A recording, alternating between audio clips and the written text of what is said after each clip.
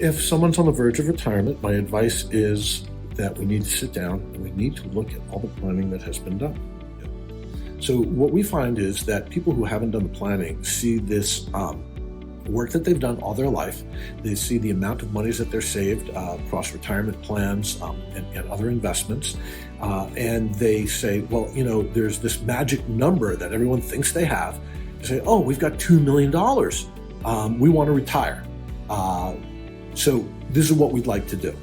Well, the first thing is we have to advise them that having these savings is not like a well. It's not a well of water that's going to sit there, and every time you need something, you go and you dip into it, because eventually the well runs dry.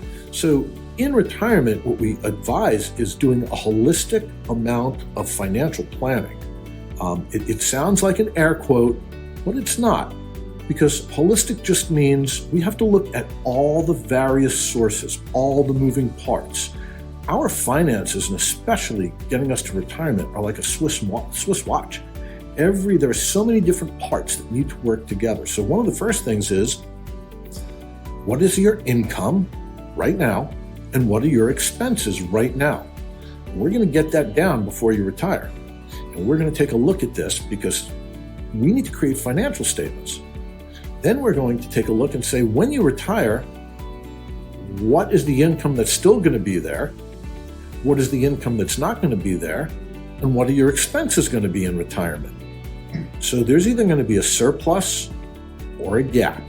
And we need to examine exactly what the goals and objectives are for each individual in their retirement and how that's going to be funded. Because the last thing you want is to have the well run dry. You do not want to outlive your money. Our goal is to make sure that you run out of life before you run out of money.